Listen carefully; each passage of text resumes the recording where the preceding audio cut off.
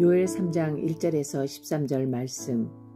보라, 그날 곧 내가 유다와 예루살렘 가운데에서 사로잡힌 자를 돌아오게 할 그때에 내가 만국을 모아 데리고 여호사밧 골짜기에 내려가서 내 백성 곧 내 기업인 이스라엘을 위하여 거기에서 그들을 심문하리니 이는 그들이 이스라엘을 나라들 가운데 흩어버리고 나의 땅을 나누었음이며 또 제비 뽑아 내 백성을 끌어가서 소년을 기생과 바꾸며 소녀를 술과 바꾸어 마셨음이니라. 두로와 시돈과 블레셋 사방아, 너희가 나와 무슨 상관이 있느냐? 너희가 내게 보복하겠느냐? 만일 내게 보복하면 너희가 보복하는 것을 내가 신속히 너희 머리에 돌리리니 곧 너희가 내 은과 금을 빼앗고 나의 진귀한 보물을 너희 신전으로 가져갔으며 또 유다 자손과 예루살렘 자손들을 헬라 족속에게 팔아서 그들의 영토에서 멀리 떠나게 하였음이니라. 보라, 내가 그들을 너희가 팔아 이르게 한 곳에서 일으켜 나오게 하고 너희가 행한 것을 너희 머리에 돌려서 너희 자녀를 유다 자손의 손에 팔리니 그들은 다시 먼 나라 스바 사람에게 팔리라. 여호와께서 말씀하셨느니라. 너희는 모든 민족에게 이렇게 널리 선포할지어다. 너희는 전쟁을 준비하고 용사를 격려하고 병사로 다 가까이 나와서 올라오게 할지어다. 너희는 보습을 쳐서 칼을 만들지어다. 낫을 쳐서 창을 만들지어다. 약한 자도 이르기를 나는 강하다 할지어다. 사면의 민족들아, 너희는 속히 와서 모일지어다. 여호와여, 주의 용사들로 그리로 내려오게 하옵소서. 민족들은 일어나서 여호사밧 골짜기로 올라올지어다. 내가 거기에 앉아서 사면의 민족들을 다 심판하리로다. 너희는 낫을 쓰라. 곡식이 이곳도다. 와서 밟을지어다. 포도주 들이 가득히 차고 포도주 독이 넘치니 그들의 악이 크미로다. 아멘.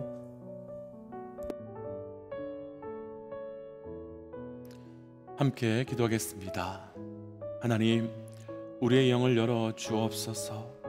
우리의 눈과 우리의 귀와 우리의 마음을 열어 주셔서 온전히 보아야 될 것, 온전히 들어야 될 것을 보게 하심으로 온전히 주께만 반응하며 나아갈 수 있도록 우리와 함께 하시고 동행하여 주시옵소서. 이 모든 말씀 예수님 이름으로 기도하였습니다. 아멘. 할렐루야. 우리를 사랑하셔서 마지막 그날에 우리를 살려주시기 위하여 또 그 생명의 은혜를 주신 우리 하나님의 이름을 높이 찬양합니다.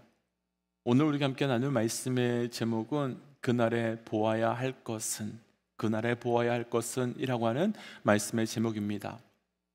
이번 주는 내일까지 우리가 계속해서 요엘서 말씀을 묵상할 예정입니다. 이미 우리가 1장과 2장 말씀을 보셔서 아시겠지만 1장과 2장은 심판에 대한 말씀과 또 그 심판의 모습으로 가득 차 있습니다.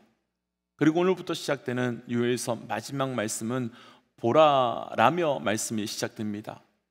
왜 하나님께서는 보라라는 말씀으로 말씀이 시작되는 것이겠습니까? 지금까지 흘러온 1장과 또 2장의 말씀의 흐름을 따라온다면 1장과 2장에서 나타난 심판의 메시지가 백성들의 눈을 감게 할 수 있기 때문에 본다고 하더라도 진짜 온전한 것을 보아야 하는데 엉뚱한 것을 볼 수 있기 때문에 이제 이 말씀 앞에서 보라라고 말씀하고 계시는 거죠. 이 말씀을 그대로 우리의 삶에 적용해 본다면요, 하나님께서 우리의 삶의 때때로 진짜 보여주고 싶으신 것이 있으신데 우리가 우리의 눈으로 그리고 우리가 우리의 귀로 보고 들음을 통해서 하나님께서 진짜 보게 하시는 것을 보지 못할 때가 있을 수도 있다는 것입니다. 오늘 말씀을 통해서 우리가 보아야 하는 것이 무엇인지 온전하게 보고 특별히 고통과 어려움 때에 우리가 무엇을 보고 반응해야 하는지를 온전히 분별할 수 있는 영적 삶이 되어 가시기를 주의 이름으로 축복하며 또한 도전합니다. 그날에 보아야 할 것은 첫 번째, 먼저 오늘 본문 중에요, 우리 1절 말씀 함께 좀 읽어보겠습니다. 1절 말씀 함께 읽지요. 보라, 그날 곧 내가 유다와 예루살렘 가운데서 사로잡힌 자를 돌아오게 할 그때에. 아멘. 먼저 3장의 시작은 보라 그날에 라고 시작됩니다. 그럼 그날은 언제이겠습니까? 바로 앞에 말씀인 누구든지 예수 이름을 부르는 자는 구원을 얻게 될 것이다 하신 바로 그날입니다.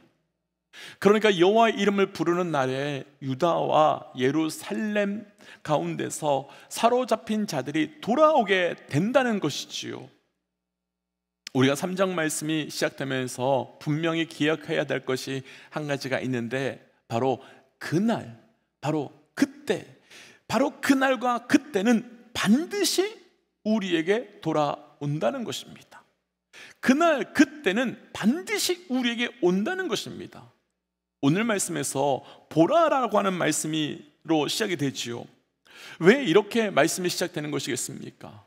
지금까지 하나의 백성들이 지나온 경험한 시간들을 생각해 본다면 절대로 그날을 기대할 수 없기 때문입니다.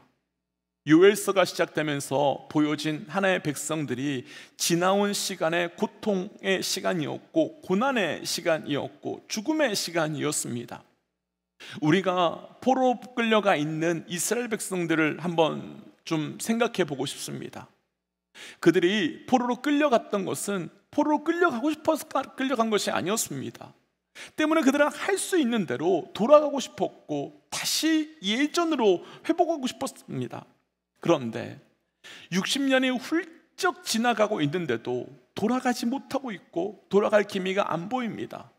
그런데 만약 69년이 되었을 때 한 선지자가 나타나서 70년이 되는 해에 우리 돌아갈 것이니 1년 후를 준비하라 라고 했다면 그 말을 과연 믿을 수 있을까요?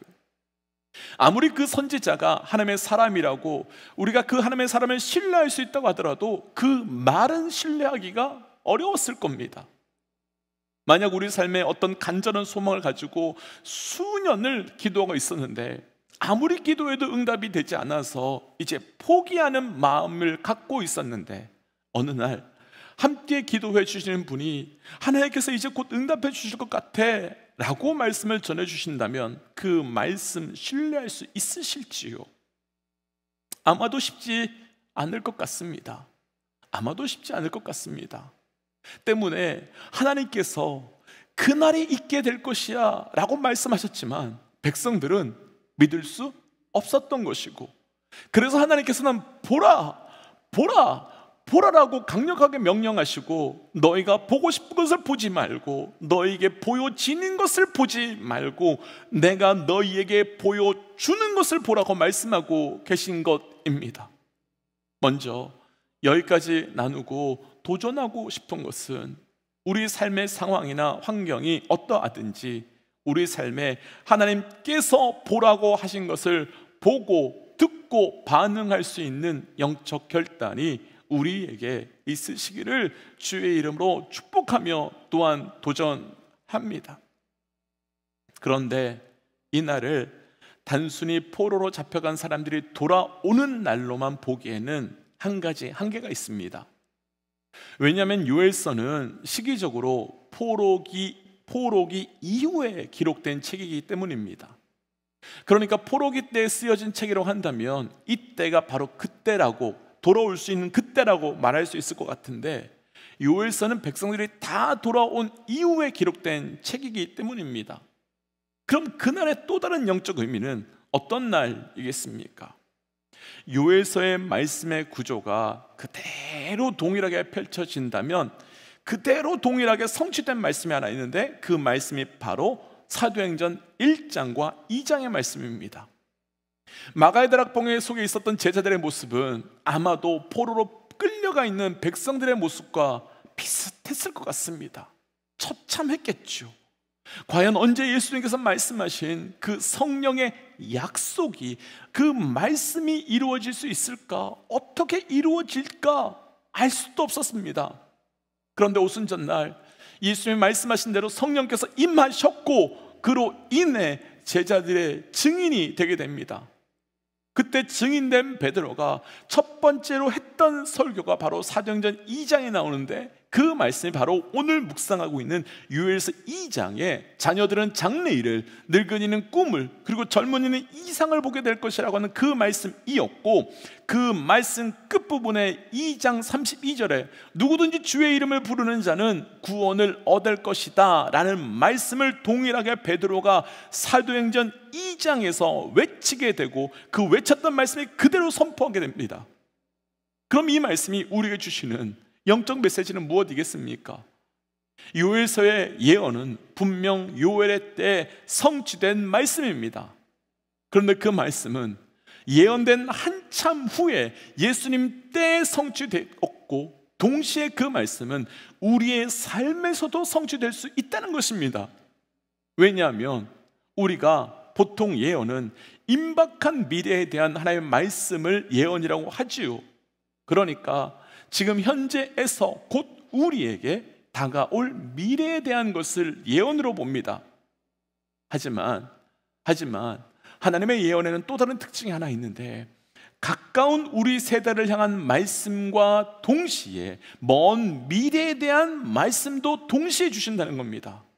예를 들어서 로마의 압제에 있는 동안 하나님께서는 예수님을 보내셨는데, 예수님을 통해서 40년 후에 있을 로마로부터의 예루살렘이 무너질 것에 대한 예언을 주시기도 하셨지만, 그 예언은 동시에 최후 심판에 대한 예언도 함께 포함되어 있다는 것입니다. 우리가 살펴보고 있는 요엘의 말씀도 동일합니다. 요엘은 메뚜기 재앙이라고 하는 당시 현재적 상황 속에 이제 곧 임박한 유다의 멸망을, 그리고 거기에 대해서 세상 끝에 있을 여호와의 날, 그 마지막 날 최후 심판에 대해서 말씀을 함께 주고 계시지만, 또한 동시에 사도행전 때와 우리가 살아가고 있는 이때에도 동일하게 성취되는 말씀이기 때문입니다. 그래서 우리 믿음의 동역자들에게 도전하고 싶은 것이 있습니다. 하나님께서 말씀하시는 것을 보셔야 합니다. 하나님께서 말씀하시는 것을 믿고 기다리셔야 합니다. 그럼 반드시 우리 삶에는 그때를 분명히 보는 은혜가 우리 가운데 있게 될 것입니다. 그날에 보아야 할 것은 두 번째, 오늘 본문 중에요 2절 말씀인데요, 2절 말씀 함께 읽어보지요. 내가 만국을 모아 데리고 여호사밧 골짜기에 내려가서 내 백성 곧 내 기업인 이스라엘을 위하여 거기에서 그들을 신문하리니, 이는 그들이 이스라엘 나라를 가운데 흩어버리고 나의 땅을 나누었음이며. 아멘. 두 번째는 무엇을 우리가 보아야 할까요? 2절에서 하나님께서는 만국을 데리고 거기서 너희를 위하여 신문하는 것을 보라라고 말씀하고 있습니다. 여기서 우리가 보아야 할 것은 두 가지인데요, 첫 번째는 이 땅에서 만국을 모아갈 수 있는 분이 누구신가, 만국에게 명령할 수 있는 분이 누구신가, 바로 그분을 보아야 됩니다. 세상 그 어떤 나라도요, 한 나라도 빠짐없이 만국을 다 부를 수 있는 나라는, 만국을 다 부를 수 있는 왕은 없습니다. 그런데 그 마지막 날에 우리는 하나님의 명령에 의해 그곳으로 모든 백성들을 보내면서 누가 이 땅의 진정한 왕이신지, 누가 진정한 통치자이신지를 보게 되고 깨닫게 되고 알게 될 것이라는 겁니다. 두 번째, 무엇을 보아야 되는가? 그분께서 무엇을 하시는지를 보아야 된다는 겁니다. 하나님께서는 만국을 여호사밧의 골짜기에 모으셨다라고 표현합니다. 많은 신학자들이 이 여호사밧의 골짜기가 어디에 있는지 찾으려 노력했지만 찾을 수 없어서 단순히 위치적 의미보다는 영적 메시지로, 영적 의미로 보는데요, 여호사밧의 이름의 뜻은 여호와는 심판자다라는 뜻으로, 그래서 만국을 하나님께서 심판의 골짜기로 오게 하시고 거기서 신문하신다라는 말씀입니다. 바로 거기로 만군의 모든 사람이 다 모이게 되고 신문을 받고 심판을 받게 된다는 겁니다. 그런데 조금 전에 이날은 어떤 날이었습니까? 여호와의 이름을 부르는 자는 구원을 받는 날, 여호와의 이름을 부르는 자로 바로 구원을 받는 날, 그날이었습니다. 그러면 정리해 본다면요, 그날에 여호와의 이름을 부르는 자는 구원을 얻지만 그렇지 못한 자는 심판의 골짜기로 내려가서 심판을 받고 신문을 받는 날, 바로 그날이 이 동시에 이루어지는 것을 우리가 보게 된다는 겁니다. 그럼 왜 하나님께서는 이들을 심판하는 것이겠습니까? 2절과 3절 말씀을 보시면 만국을 모아서 여호사밧의 골짜기에서 심판하시겠다라고 말씀하시면서 그 이유를 그들이 이스라엘을 나라 가운데 흩었고 땅을 나누었고 또 제비를 뽑아서 내 백성을 끌고 가서 소년을 기생과 바꾸고 소녀를 술과 바꾸었기 때문이다라고 말씀하고 있습니다. 그러니까 하나님께서 이들을 심판하시는 이유가 하나님의 백성을 그리고 하나님의 나라를 핍박하고 압제했기 때문이라는 것입니다. 왜 하나님께서 하나님의 백성들이 그런 일을 당하는데 하나님께서 왜 심판하시는 것이겠습니까? 2절과요 3절에서 반복되는 구절이 하나 있는데 내 백성, 내 기업, 나의 땅이라는 구절입니다. 그리고 5절에서도요 하나님께서는 이들의 빼앗아간 모든 것들에 대해서 백성들의 금, 백성들의 은이라고 부르지 않고 내 은, 내 금을 빼앗았다라고 말씀하고 있습니다. 왜 이렇게 표현하시는 것이겠습니까? 하나님께서는 하나님과 동일하게 여기는 두 가지 존재가 있는데, 첫 번째는 바로 예수님이고 또 다른 존재는 바로 죽을 수밖에 없는 우리라는 존재, 예수의 피로 다시 살게 하셨던 하나님의 백성된 우리를 하나님과 동일시 여긴다는 겁니다. 그래서 바울이 사울이었을 때 교회를 핍박했는데 그때 예수님께서는 왜 교회와 성도를 핍박했느냐라고 말씀하지 않으셨고 왜 나를 핍박했느냐라고 말씀하셨고, 하나님께서는 하나님과 우리를 동일시 하시는데 우리가 만국으로 인하여 그런 핍박과 박해를 당했기 때문에 만국이 하나님의 백성들에게 이렇게 악하고 폐악한 행동을 했기 때문에 심판하신다라고 말씀하시고 있는 겁니다. 그럼 여기서 우리가 보아야 할 것이 또 하나가 있는데 바로 하나님의 마음입니다. 하나님께서는 하나님의 백성들이 핍박을 당하며 흩어짐을 당하고 그리고 하나님께서 주신 땅을 빼앗기며 그 백성들이 끌려가서 기생과 술과 바꿈을 당하는 것을 보며 마음 아파하셨다는 것이며 우리를 향한 그 마음이 지금 이 마지막 때에 드러나고 있는 겁니다. 그런데 이 사건은 비단 요엘의 때만 있었던 것이 아니라 모든 시대, 모든 교회, 그리고 역사적으로 계속된 핍박으로 있는 성도들에게 계속 경험되어 왔습니다. 심지어 우리는 몇 년 전에 코로나로 인해서 강제로 교회 문이 닫히고 예배의 자리를 포기해야 되는 일들이 있었습니다. 그런데 하나님께서는 이 모든 것을 그날이 되면, 그때가 되면 하나님의 백성된 자들을 위하여 그들을 모두 다 여호사밧 골짜기로 오게 하셔서 신문과 심판을 하시겠다 말씀하고 계신 것입니다. 그럼 여기서 우리가 해야 할 영적 결단이 한 가지 있습니다. 믿음의 사람들을 그리고 교회를 핍박하는 전쟁은 내게 속한 것이 아니라 하나님께 속한 것이므로 우리가 그들과 싸울 필요가 없다는 것입니다. 우리가 그들과 대적할 필요가 없다는 것입니다. 왜냐하면 그날이 되면, 그때가 되면 하나님께서 여호사밧 골짜기로 그들을 불러서 모두 다 심판하실 것이기 때문입니다. 그렇다면 우리가 그날에 보아야 할 것은 우리를 그분의 자녀로 품어주신 그분이 만군의 주인 되심을 보고 그분이 만군의 심판자 되심을 보아야 되는 것이죠. 도전하기는 우리 그때의 온전한 것을 봄을 통해 온전한 영적 반응이 있으시기를 주의 이름으로 도전합니다. 그래서 이 시간 이렇게 기도하고 싶습니다. 하나님, 나의 영적 눈을 열어 주옵소서. 하나님께서 보여주신 것을 보게 하시고 그를 통해 주의 뜻 앞에 온전히 반응하는 자 되게 하여 주옵소서라고 함께 기도하겠습니다. 함께 기도할까요?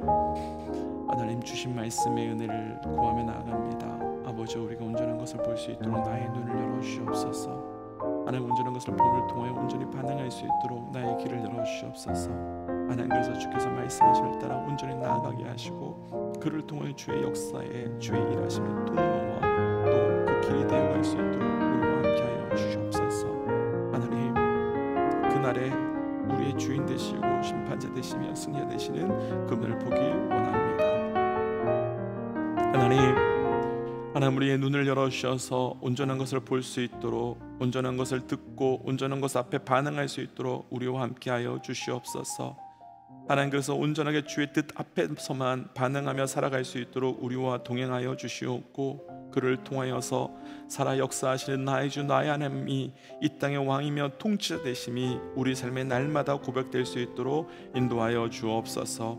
이 모든 말씀 예수님 이름으로 기도하였습니다. 아멘.